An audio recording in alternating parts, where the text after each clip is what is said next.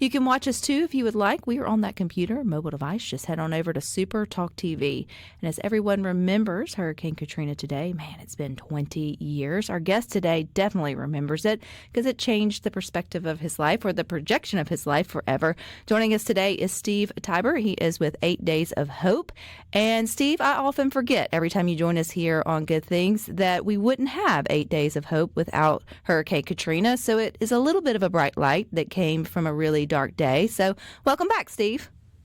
Yeah, thank you so much for having me. I can't believe it's been 20 years. It feels like 7, 8, 9 years ago, but yeah, it's been a couple decades. Amazing. Well, also as amazing is the fact, and I'm going to let you share the story, how Katrina kind of started or was the jump start for what is now 8 Days of Hope, but that you're still around doing the same type of work that you just went into humbly, 2 decades ago to help the people of the Mississippi Gulf Coast, that you're still out there and able to do that, I think is incredible as well. So take us back to August 29th of 2005, right? Obviously, you were probably just as shocked as the rest of us as the storm was rolling in, but from your perspective, what was going on in your life at that time? I was living in Tupelo, Mississippi. I was leading a building material corporation. I'd moved down from upstate New York in Buffalo, and we'd been living in Mississippi for about 6 years, just fell in love with the state. And you're right, I was captured by the TV set watching this hurricane. It was a Category 5 approaching the Gulf Coast of the state that I was calling home. Now, we all know that it did drop down to a 3, but boy, the damage that it created that night and through the following days, not only just in the coast of Mississippi, but Alabama, of course, Louisiana as well, but even up through the states. I was reliving some of the memories this morning with another radio show up here in upstate New York. And I say, people forget that in Bay St. Louis and Waveland, Mississippi, that area, there was a surge of water that day that was over 20 feet. I think they estimate around 24 to 27 feet.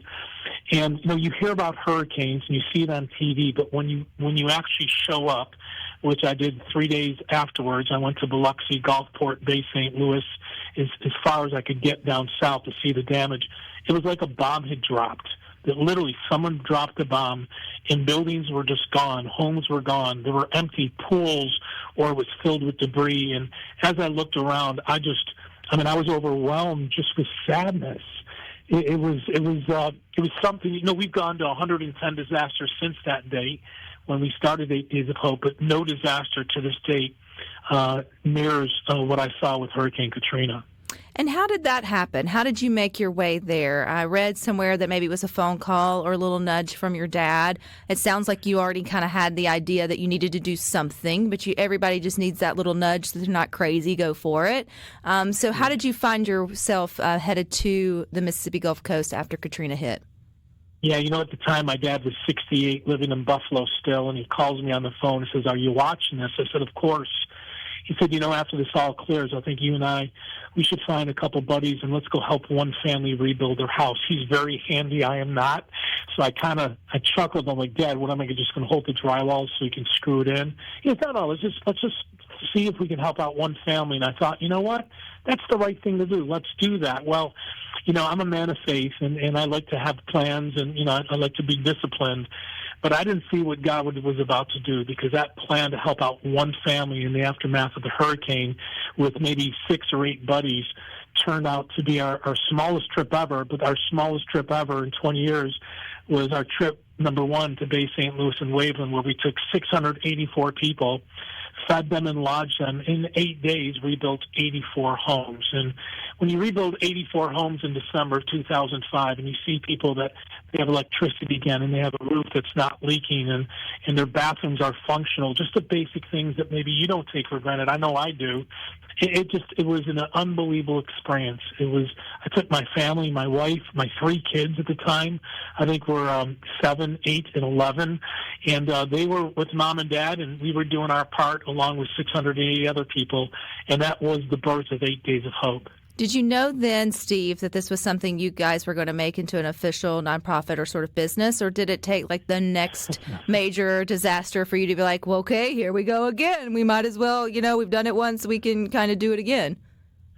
we were leaving, and I was driving through Hattiesburg, and that's, about an hour north of where the hurricane landed, even though every county in Mississippi had some damage from the hurricane. And I was in tears because, again, just seeing God move time and time again as he opened up doors for us to do, over $1 million of work in just 8 days.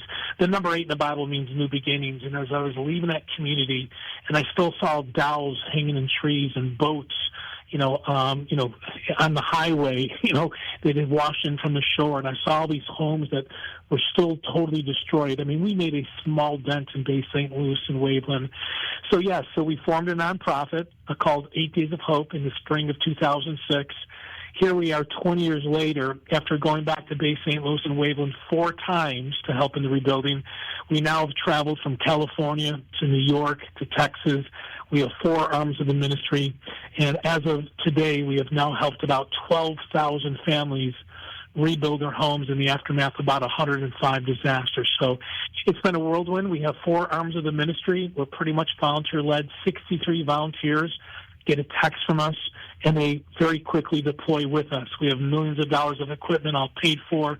It's by the grace of God that we were able to, come up with a way to do something good after a very, very tough and tough disaster, of course, called Katrina. I love what you said, Steve, that your dad mentioned he could see the beauty in just helping one, because when you think of something as grand as the damage that Hurricane Katrina caused, or tornadoes or Hurricane Harvey, I remember you came on Good Things, you guys went to that one as well. It can feel very overwhelming, and it feels like your one doesn't matter. But just the one, it does matter, and people can sort of, I don't say reduce what they think they can do, but kind of bring it back down to bite-sized pieces or pieces that feel more manageable, and then you never know what could happen next. Because I think if you set out and said, I want to have $1 million worth of equipment and do all that, like you would have never left Tupelo and headed to the Mississippi Gulf Coast to begin with. Yeah, of course not. I had a pretty nice corporate career, and I was enjoying life, and was busy raising 3 kids at the time. We have 5 now, and things were good. But you can't see what I saw in Bay St. Louis, Waveland, New Orleans, Biloxi, Gulfport, and just ignore it. I believe that we all have different gifts that we've been blessed with. The funny thing is I don't operate power tools. I don't know how to operate a saw. I don't know how to operate a level. That's not my gift. Now, thankfully, we have tens of thousands of volunteers that are handymen, handywomen, contractors, either semi-skilled or super skilled. But there are some things that I can do, and I know what I'm good at, organizing and maybe leading and communicating. Well, that in turn, along with the roofer, with the lady that knows how to do flooring, and the single mom that loves to make sandwiches in the kitchen and can make food for the volunteers. I tell everybody all the time, if you can drive a car, if you can make food, if you can do laundry, if you can hold drywall while someone screws in the wall, if you know how to do painting or flooring, construction work, administration work, or you can fold T-shirts, there's a place for you at 8 Days of Hope. So we're just a conduit for people who want to give back, and here we are, $95.5 million of work, 20 years later, with multiple arms of the ministry. This year we've been in L.A., St. Louis, Kentucky, Mississippi, Arkansas, Ohio, New York. We've been all over the country. We're just a conduit for people to use their gifts to be the body of Christ and find a way to love those that are in need and that are brokenhearted. Steve, if you listed off one of those gifts or talents that someone listening has, drywall to folding T-shirts, I'm like, I could do that. Not the drywall. Absolutely. The folding the T-shirts. Is there a way to sign up? Do y'all have like a listserv of like volunteers to put out? How does that work? Yes, it's so easy. I just want to tell everyone, you will not find a cheaper way to go anywhere in the country to serve people. It's free. We don't charge you a penny. We provide safe lodging, comfortable lodging. We're going to feed you 3 great meals every day, and it doesn't cost you a penny. You have a couple ways. You can go to our website, 8daysofhope.com, submit your email address, and whenever we deploy, we'll invite you to come. A lot of people now are using our texting circuits. It's really easy. Text the word HOPE to 86373. The number's 86373. Type the word HOPE in the message line. And whenever we go anywhere, last year we went 23 times somewhere. This year we've gone 14. You'll be invited to come. You can pray for us, pray for the families we're serving. You can volunteer, you can donate.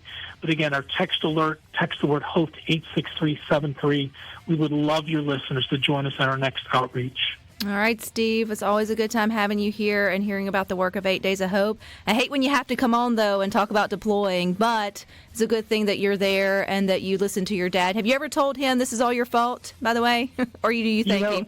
He just wants to work. He's never been a board member. He's never been an event leader. He just says, Steve, you and the team have the materials there. He's 87, and he's deployed this year with us in New York and rebuilt a porch for a family in need. And so he's an amazing guy, and he's my hero. He's a great dude.